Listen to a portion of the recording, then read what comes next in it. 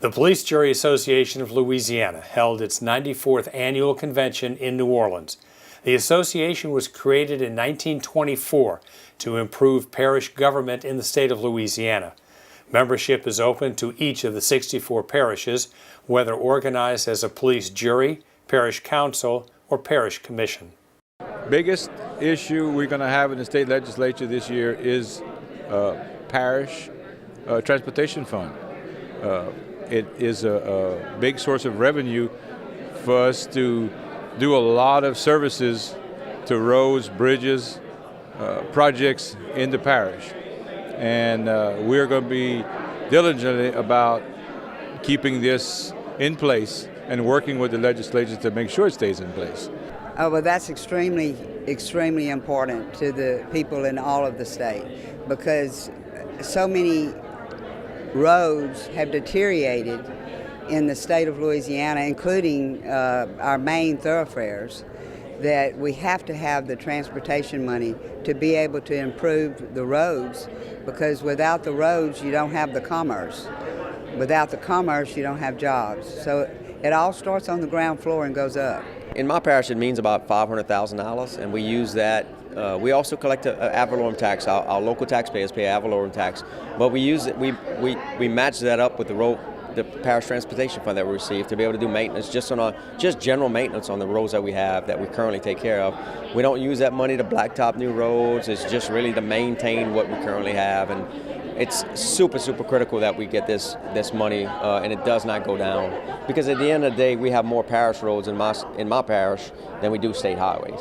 We are able to do roads, drainage, whether it be digging or having a spray program, and there's other things too, but those are the major things, which in a small parish helps free up a few more other dollars that we could use in a different way that helps our constituents. The Parish Transportation Fund is probably one of the staples of how we fund roads and work with local governments. Our TTF in the Constitutional Amendment allows for a minimum of 1 penny, which equates to about $30 million to go to the Parish Transportation Fund. And in fact, we're upwards of $40 million because Governor John Bel Edwards and myself both support local governments in terms of what they're trying to do on infrastructure. Citizens don't really care who owns a road. They just want it fixed and they want it to work right. And so those funds are used by different parishes in different ways. Some use them to support staffing, some use them for contractual support, and others use them for materials and supplies and things of that nature. So we're excited to do that. We will continue to do that, and we think it's a very important function.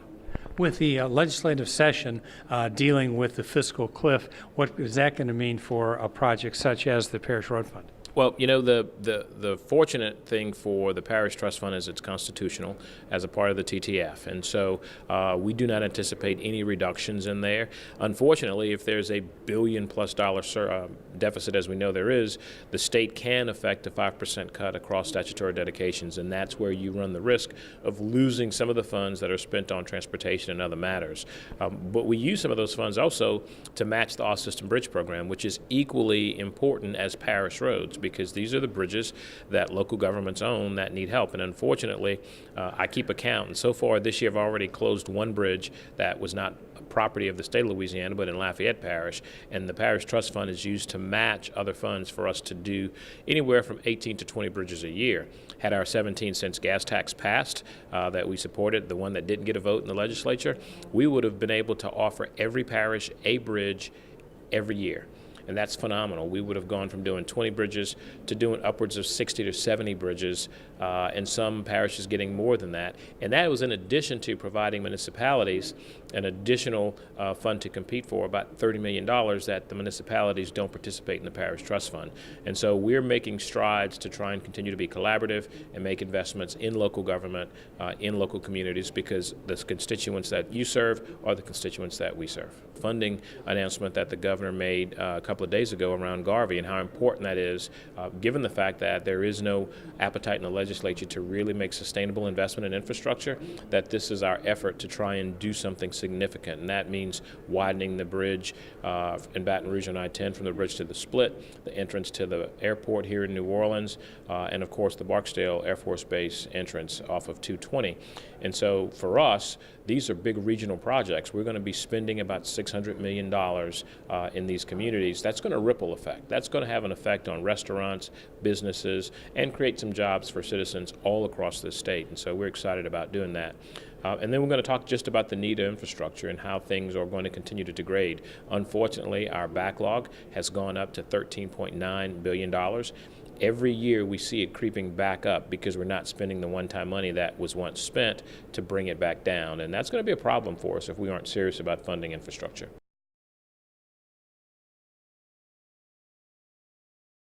National Flood Insurance Program is high on our priority list, and we have a group that's working closely together with us, GNO Inc., and we just need the federal government to recognize that, you know, it needs to be an affordable and sustainable issue. It needs to be affordable and sustainable for us to be able to continue to provide insurance for these folks in these flood-prone areas. We recognize in Louisiana a lot of our areas are in flood zones, and we just want to work with Congress to make sure that we have something that's affordable for our folks. When they tried to redo this 4 or 5 years ago, it was just ridiculous what these premiums were going to be, and people were just not even going to be able to afford the premium, much less their house notes. So we want to just be able to continue to monitor that, work with our congressional delegation to make sure that we have something that's affordable but sustainable as well. It is of utmost importance for changes to be made with the National Flood Insurance. And look, if there are some parishes, and I'm sure they are, that's not participating in the CRS, the Community Rating System program, they really should actively pursue that, because it will help bring down the premium costs for the households that are in the AE zones, the floodplain zones. So, man, it's to their benefit to look into the CRS program and participate. In St. Charles Parish, the National Flood Insurance Program has been a hot topic for some years now. When Biggert Waters began, we were one of the perfect storm type parishes. We were hit with new maps as well as new flood rates all at once. So we looked at our demise right in front of us. So that fight was important and still is. Part of that process is also flood protection. So in addition to fighting the NFIP and trying to make it fit the Louisiana states and the Louisiana parishes, we also had to work on flood fighting. So we've just completed a portion of our levee system on the west bank of St. Charles Parish. It has a few lifts left to go, but we do have a closed system at this point on the west bank of St. Charles. So that's, if we can't fight the maps and we can't fight the flood insurance program, we'll just protect ourselves. We look at it that way. We have a group of people that working on that with our NACO delegation, and we are being very diligent about it to make it affordable. That's the big deal, is to make it affordable. We understand they have to make changes. We understand about the increases, but they have to make it affordable. And we are going to be diligent about trying to make that happen. Definitely, they need to lower the cost and make it more affordable and work with those constituents. So the cost, definitely work on the cost of that. We're actually still recovering from the 2016 floods that we received in August of 16, and we're believe it or not, we still have folks that are not in their homes, and not many of them, but we're still trying to mitigate damages that were caused and trying to mitigate that for future floods. It's one of our biggest issues. In low-lying areas, we had 200-year floods in less than a few years. So it's like some of these people would not be able to recover if they didn't have that. So it's got to be there. We have to have it. This session of the legislature is going to deal with addressing the fiscal cliff. What is that going to mean for local government? Yeah, we're watching it very close. We're already assembling a team to try to make sure that we can lobby our legislators. We recognize that the state's in a financial pickle, but most of our funds that come from state government, which we used to get a lot more than we do now, It's really just our share of the road tax, our share of the sales tax that goes towards gasoline, and so we got a little bit of that comes back to us, and we got a couple other funds that allow us to do water projects and some other projects, and we're just going to watch that very closely and see if we can keep those intact. The fiscal cliff, of course, is very important for us to keep our eye on as local government. We want to make sure, and the Police Jury Association as a whole has done a good job of always making sure that there are no unintended consequences that fall on the local governments. You know, we've got a very large tax roll, so when they start talking cuts, our industry is really our bread and butter in St. Charles Parish. So if something's going to be cut there, our schools can definitely hurt from that. So we've got to keep our eye on it, and I think this next session is going to be something we have to watch daily, and we plan to. I'm very afraid of it too, because, you know, parishes, hey, the state is where we go to when we need their help. And so if we don't help the state join in with them and fix that problem, we're all doomed. So I say we work together, we get things accomplished. There are places in Louisiana, and because of the state of Louisiana having this deficit, it's very difficult for the state to do what they need and want to do. Some of the challenges our state's facing financially that are on the horizon, I'm sure there'll be a lot of questions about that. For my local officials, there's been a lot of questions about the penny sales tax and what was going to happen to it. So there's a lot of concern about that. I know the governor would like to see that penny go away and be replaced with some other sort of revenue. He recognizes it's not good to be the highest in the state in that area, but as well as, and probably equally as important, is that the penny should be there for the locals. The state collects 4 cents. Now we're collecting 5. We'd like to see it go back to 4. But yes, if the locals have an issue, if it's sewer, water, police, fire, whatever it may be, they would need that latitude for additional revenue, in hopes we can work our way from that and fund our budget in a meaningful way that we can go forward, not have these mid-year cuts every time we're facing.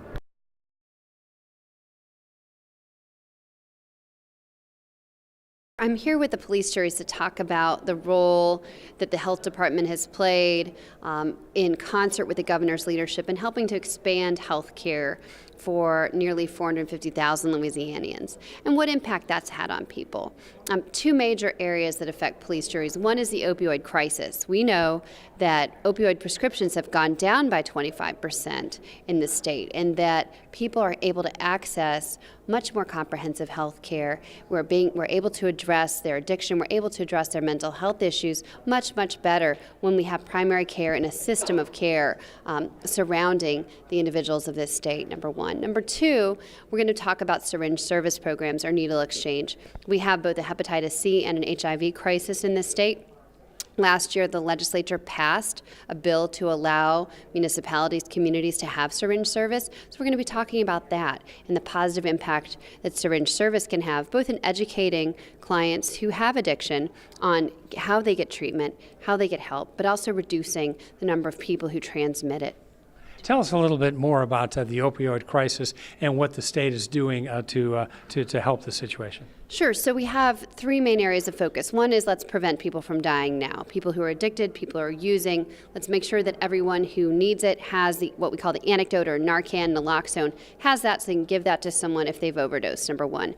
Number 2, making sure we know where the problem's occurring, getting the right data in place so we can monitor it, we can let EMS know where to focus efforts, and so on. And then finally, treating it, making sure that everyone who has an addiction can get access to treatment that's effective, so that we can prevent them from dying from their disease. And of course, the legislature last year, along with our medical society, has really focused on reducing the number of prescriptions that people get. We have had in the state in 2016 more opioid prescriptions than any state in the nation, more than every man, woman, and child in the state, and that's unacceptable. So reducing the unnecessary prescribing. We know that people who get addicted, 80% of them, at least those on heroin, have started off on an innocuous, just run-of-the-mill prescription. So just stopping that practice, and we've made huge progress just in 1 year. The numbers are staggering that this is happening, and It's exploding in the last few years.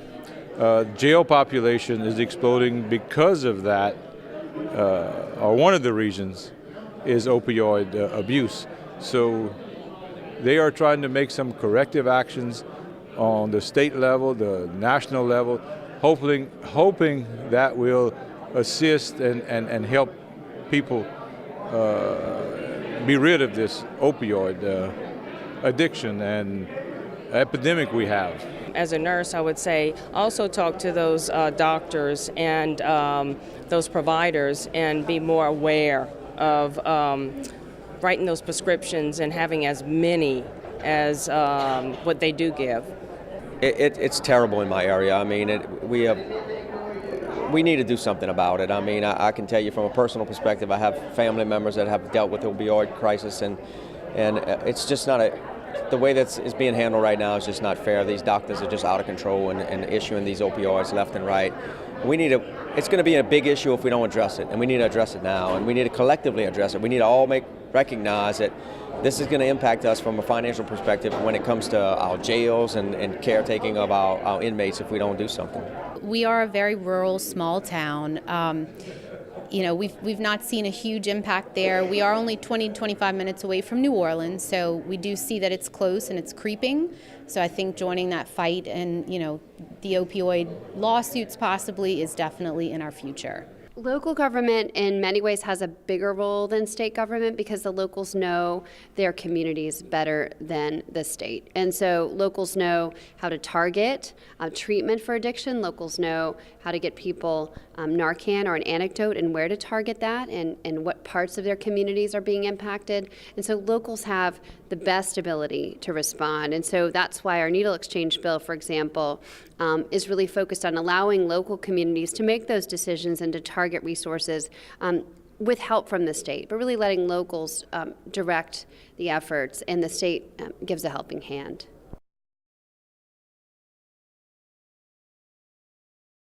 Today's workshop is governmental affairs, and I'm Tory Taylor, Deputy Chief of Staff, Governor John Bell Edwards, and I'm here today to talk to our local parish officials about local government in particular, and local government definitely ties right into state government, and we're going to be talking a lot about state government as well, maybe some of the grant programs that are still in existence. I started in local government in 1982, and I tell my officials today, I was a young mayor in 1986, but in my community we were receiving $1.5 million a year just in what was called federal revenue sharing. And you watched it evaporate to zero over a few years, and it's gotten to where local government is really contingent upon the locals now. State gets involved very little. Our grant programs have withered down to just about being non-existent as far as grants for the communities to go to. Hopefully there will still be a capital outlay program that they can hopefully tap into to do some capital projects in their communities. But all that's contingent upon a good stable budget going forward. Our seminar today was concerning emergency management and emergency preparedness and response. So basically I gave an overview of what we the activities we conducted this past year in response to 33 different emergency incidents last year, and where we're going in the future and what we learned from those incidents. And then I gave an overview of what each one of our sections are up to in the way of preparedness, response, and mitigation and recovery. What is the best role for local government when it comes to emergency preparedness? I would say to go ahead and prepare ahead of time. You can go to getagameplan.org and look at the number of checklists we have on our website that tells you how to get prepared. But the more prepared you can be, the more resilient you'll be once a disaster strikes. Yeah, we've got a great ICAC unit, which is Internet Crimes Against Children. It works every day with local law enforcement agencies out there to take child predators off the street. They've been a very, very successful unit working with limited resources, but they are a great group of men and women that are committed to ensuring the safety of our children here in Louisiana. How serious an issue is that? It is a serious issue. I mean, if you just look at the number of arrests we make on a weekly basis, it's hard to imagine that we have that kind of problem consistently in and around that state, but we do, and we're working to ensure that we get those perpetrators off the street. The topic of our seminar is public works and drainage, and it's very important, obviously, with the floods we had in 2016 all across the various areas of the state. Drainage is very important. It came to the forefront of people's minds, but we also updated people on a statewide effort where multiple agencies are getting together to work on the problem from a larger perspective than just one agency. What needs to be done to improve drainage throughout the entire state? Well, I think first thing we need to do is get a plan that doesn't put one person's problem on the downstream neighbor. And once we have that plan, then we need to get the appropriate funding that lets all that plan be enacted in a logical manner so that no one gets harmed and everybody gets benefited. The message here is to celebrate another record year in tourism, talk about our private-public partnerships with the state parks, and our plans to hopefully grow tourism again this year and get those people that are taking those direct flights into New Orleans to see all of Louisiana. We're really making an effort to get people, those international visitors, stay longer, spend more money. We want them to see more than just New Orleans. So we're really going to focus on getting them to see the small towns and cities all over Louisiana. What kind of an impact does tourism have throughout the entire state of Louisiana, particularly in the rural areas? Well, it's the fourth biggest industry in Louisiana, employs over 230,000 people, brought in $1 billion in taxes that you and I didn't have to pay last year. And it is really survival for a lot of the small communities. You know, with our Main Street program, our historical tax credits, all that works into bringing tourists to the small towns and cities around the state. The mayors, the parish presidents, the council members in those areas are so passionate about growing their tourism. It's a great partnership we have in working with them. Our workshop today deals with community economic development, and so today we'll be talking about our programs from USDA Rural Development. It's a federal organization, and then we have a state level organization here in Alexandria, Louisiana. So we have community facilities programs, we have rural housing, we have business programs. We also deal with rural broadband, connectivity, infrastructure, and everything rural. Tell us how does this help local governments throughout the state? So we work closely with our local governments. We make our programs available to the municipalities, regardless of size, but mainly rural. And the goal is to be able to, and we say, build the town from the ground. Our workshop today deals primarily with emerging trends in agriculture in Louisiana as well as in the United States. It's a huge economic impact and benefit to not only parish governments but also state government, as well as through the dollars that it generates and the jobs that it generates. There's over 240,000 ag and ag business jobs in Louisiana. Agriculture is definitely a major economic engine for the state. It also supports lots of other industries in Louisiana, and through parish government and police juries, it helps them to have good partners, as well as working with the ag industry, especially when you think about safety, road safety, and those type things. So agriculture is a major role in almost every parish in Louisiana, and it's good to have a great relationship with the Police Jury Association. The other thing is just still dealing with unfunded mandates that the state puts on us. We all have the same issues relative to our district attorney's offices and the criminal court funds. I'm talking to people parish, maybe statewide, and they're dealing with criminal court funds that are just in deficits. And so they're coming to us, and we're having to use our general fund monies to be able to offset the deficits they have in those criminal court funds. It's a big issue this year.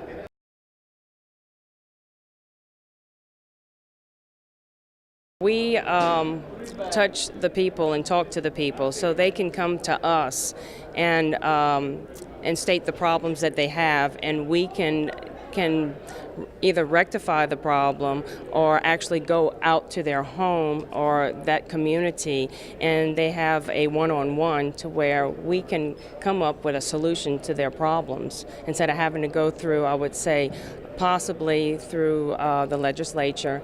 You know, local government, we're right there. We're right with the people instead of having to travel. So, and you're a phone call away. I know I am.